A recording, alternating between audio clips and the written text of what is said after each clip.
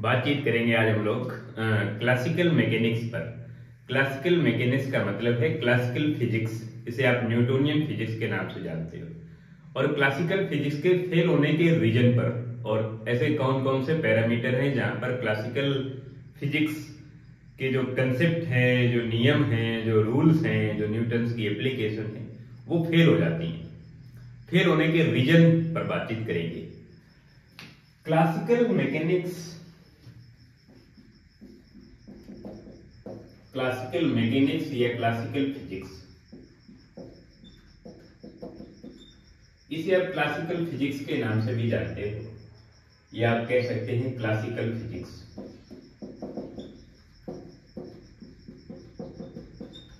और इस classical physics में जो मेन रोल होता है वो न्यूटन वाली फिजिक्स का होता है। जो न्यूटन्स के जो एप्लीकेशन है, न्यूटन्स के जो समीकरण है, न्यूटन्स के जो लॉ हैं, वो जो एप्लीकेशन है न्यूटन की, वो बड़े कारगर साबित होते हैं क्लासिकल मैकेनिक्स में, क्लासिकल फिजिक्स में। इसलिए हम इस फिजिक्स का नाम न्यूटोनियन फिजिक्स भी कह सकते हैं, न्यूटोनियन फिजिक्स। क्योंकि यहां पर न्यूटन के नियम बड़े कारगर साबित होते हैं, चाहे वो गति के समीकरण हो v equal to u plus a t या s equal to u t plus half a t square, चाहे हम किसी समीकरण की बात करें, या plus half a t square, या तीसरा समीकरण है, थर्ड इक्वेशन है v square equal to u square plus 2as, या हम गति के नियमों की बात करें, चाहे हम फर्स्ट लॉ की बात करें, चाहे हम सेकंड लॉ की बात करें, या हम थर्ड लॉ की बात करें, न्यूटन के जो नियम हैं, न्यूटन के जो समीकरण हैं, न्यूटन के जो एप्लीकेशन है कांस्टेंट एक्सेलरेशन के लिए है, और वो एप्लीकेशन यहां पर बड़े कारगर साबित होते हैं। लेकिन ये ध्यान रखना है कि न्यूटन के जो समीकरण है वो कुछ पैरामीटर पर ही बेस्ड है, कुछ लिमिट्स हैं, हर जगह यूज नहीं होते हैं। और यही न्यूटन्स की जो एप्लीकेशन है, न्यूटन्स के जो समीकरण है, जो क्लासिकल फिजिक्स में बिल्कुल हर जगह वैलिड है, हर जगह यूज कर सकते हैं, वही न्यूटन के नियम दो जगह पर फेल हो जाते हैं, दो जगह पर गलत साबित होते हैं। और पहला रीजन है कि जब आप किसी स्मॉल पार्टिकल की चर्चा करते हैं, स्मॉल पार्टिकल का डिस्कशन करते हैं, वहां पर न्यूटन के नियम कारगर साबित नहीं होते। न्यूटन की जो एप्लीकेशन है वो फिर वैलिड नहीं हो पाती, इनवैलिड हो जाती है। जहां पर आप स्मॉल पार्टिकल की चर्चा करते हैं, स्मॉल पार्टिकल का मतलब है जैसे इलेक्ट्रॉन, प्रोटॉन, क्वांटम, फोटॉन, या एटम्स है, न्यूक्लियस है, मॉलिक्यूल्स है, वहां पर फिर न्यूटन के नियम कारगर साबित नहीं होते हैं। तो जहां पर आप वेरी स्मॉल पार्टिकल की चर्चा करते हैं, वेरी स्मॉल पार्टिकल,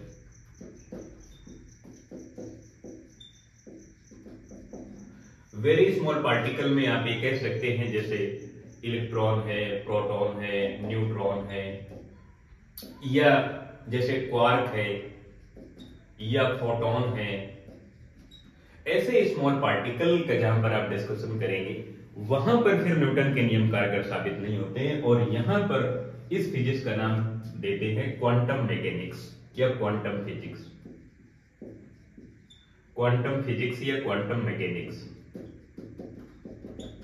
इस फिजिक्स का नाम देते हैं क्वांटम मैकेनिक्स, यानी क्वांटा का मतलब होता है small particle, very small particle. और ये ध्यान रखना है कि न्यूटन्स की जो नियम एप्लीकेशन है उसके दो केवल पैरामीटर हैं, और उन्हीं पैरामीटर के बेस पर न्यूटन के सभी नियम हम लोग यूज करते हैं।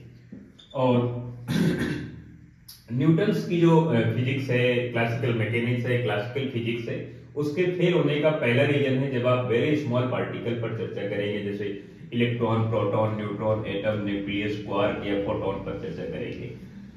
दूसरा फेल होने का रीजन है जब आप बहुत हाई स्पीड की चर्चा करेंगे, वेरी हाई स्पीड का डिस्कशन करेंगे, किसी पार्टिकल की स्पीड लाइट की स्पीड के कंपेयर हो, या उसके बराबर हो, या उसका 10% हो, या 20% हो। तो जब आप हाई स्पीड का डिस्कशन करेंगे तो वहां पर भी न्यूटन के जो एप्लीकेशन है, क्लासिकल मैकेनिक्स के जो कंसेप्ट है, जो फार्मूले हैं, वो यूज नहीं हो पाएंगे, वो फिर गलत हो जाते हैं। तो जब आप हाई स्पीड की चर्चा करते हैं, हाई स्पीड, और हाई स्पीड, कितनी हाई स्पीड होनी चाहिए किसी पार्टिकल की? कोई पार्टिकल ऐसे से मूव कर रहा है तो इस पार्टिकल की वेलोसिटी v है, तो v की जो वैल्यू है अप्रोक्सीमेट c के इक्वल हो 3 × 10⁸ मीटर पर सेकेंड, या v की वैल्यू इक्वल ना हो, थोड़ा कम हो c के, लेकिन लगभग उसका तुलनात्मक हो। तुलनात्मक तो होना ही चाहिए। जैसे मान लेते हैं कि लाइट की स्पीड है 1 सेकेंड में 3 लाख किलोमीटर है, तो पार्टिकल की स्पीड 3 लाख किलोमीटर ना हो तो कम से कम 2 लाख किलोमीटर तो हुई पर सेकेंड, 1.5 लाख किलोमीटर पर सेकेंड तो हुई, 2.5 लाख किलोमीटर पर सेकेंड तो हो ही। लाइट की स्पीड है 3 लाख किलोमीटर पर सेकेंड। तो अगर किसी पार्टिकल की स्पीड बहुत ज्यादा है तो वहां पर भी न्यूटन्स की जो एप्लीकेशन है, न्यूटन्स के जो फार्मूले हैं, वो वहां पर यूज नहीं हो पाएंगे। और उस जगह पर फिजिक्स का एक नया नाम आता है जिसे कहते हैं special theory of relativity. Special theory of relativity.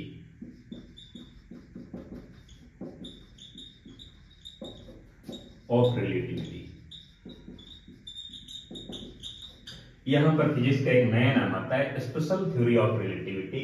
ये आपको ध्यान रखना है। तो दो जगह पर न्यूटन के नियम कारगर साबित नहीं होते। न्यूटन के नियम केवल कुछ पैरामीटर पर बेस्ड है, जहां पर कोई बॉडी ऐसी हो जिसका साइज ज्यादा हो, जैसे बॉल है, फुटबॉल है, कोई कार है, एरोप्लेन है, रॉकेट है, इस तरह की बॉडी के मोशन के लिए न्यूटन्स के नियम वैलिड है। जैसे कार का मोशन है, बॉल का मोशन है, फुटबॉल है, किसी व्यक्ति का मोशन है, किसी बड़े ऑब्जेक्ट के मोशन, किसी प्लैनेट के मोशन की बात करें, या किसी सैटेलाइट के मोशन की बात करें, या सन के, स्टार के मोशन की बात करें, तो वहां पर फिर न्यूटन के नियम वैलिड होते हैं, क्योंकि वो लार्ज पार्टिकल हैं, बड़े पिंड हैं, वहां पर न्यूटन के नियम कारगर साबित होते हैं।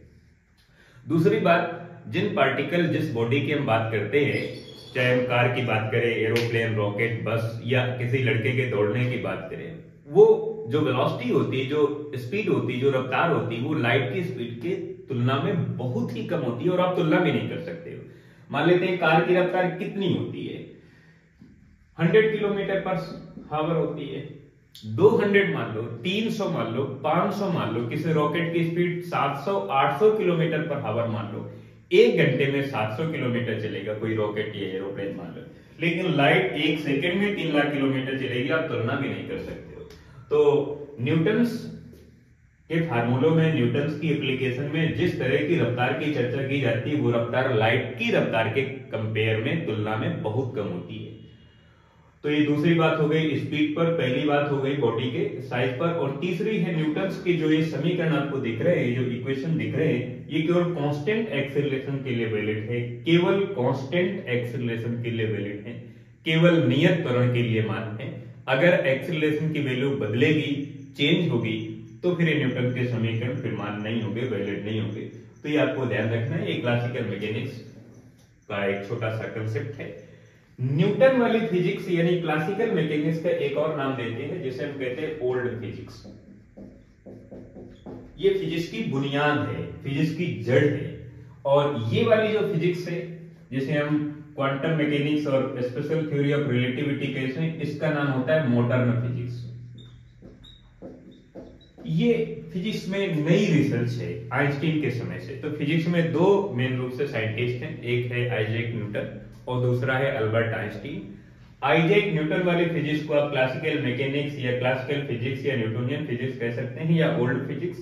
बट आप आइंस्टीन वाली फिजिक्स का नाम लेंगे मॉडर्न फिजिक्स। और आइंस्टीन की फिजिक्स न्यूटन वाली फिजिक्स से इसलिए डिफरेंट है क्योंकि आइंस्टीन की फिजिक्स में हम क्वांटम मैकेनिक्स की बात करते हैं, स्पेशल थ्योरी रिलेटिविटी की बात करते हैं, जो ये कंसेप्ट वहां पर लागू नहीं होते हैं और वहां के कंसेप्ट यहाँ पर नहीं होते। तो ये छोटा सा डिफरेंट है modern physics and classical physics में।